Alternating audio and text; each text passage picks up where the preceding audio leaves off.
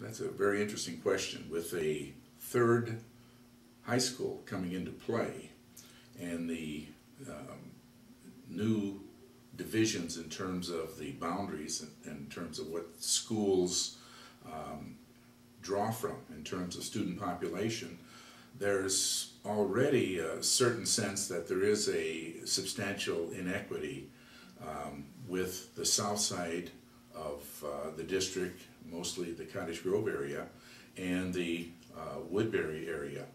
I think that the reality is that every school is trying to, at this point, create its own identity. I know that at Park, they're trying to add a new program, International Baccalaureate. I'm not sure that that's going to draw anybody or if it's any different than the advanced placement programs at the other schools. East Ridge is doing something a little bit different. It's very difficult to balance everything with two high schools. Historically, with three high schools, it's even more difficult. So there will be continued real and perceived inequities. The answer is, how do you balance those out over time? And in technology, that relates directly to the money available. In other areas, curriculum and those kinds of things, those buildings can very quickly be close to each other. We have a district curriculum here, and that should help that particular part of it. But inequities will always exist in a district of this size, and the best we can do is to try and find ways to balance that with the monies that are available.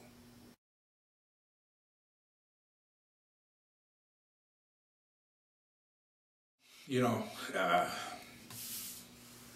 if I weren't a retired educator, I would have a very easy answer for that.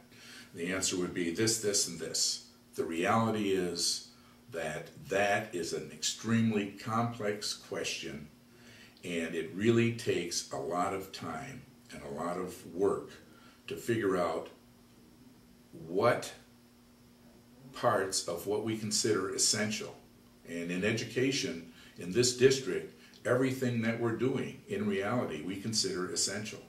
So any cuts to that need to be studied, and probably by, you know, we have task force, we have other ways of doing that, but we really need to get all the voices in the room, all the people who are involved in education, the parents, the community members, the board, all of those people need to sit together and really come to a consensus. And that's the best way to figure things out. It takes time. But there really aren't things that you can just point to and cut, because all of the programs are there for a reason. None of those programs were just put there on a whim.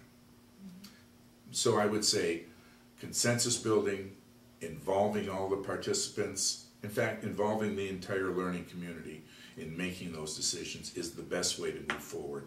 There are no easy answers to extremely complex questions. All right, well, thank you very much.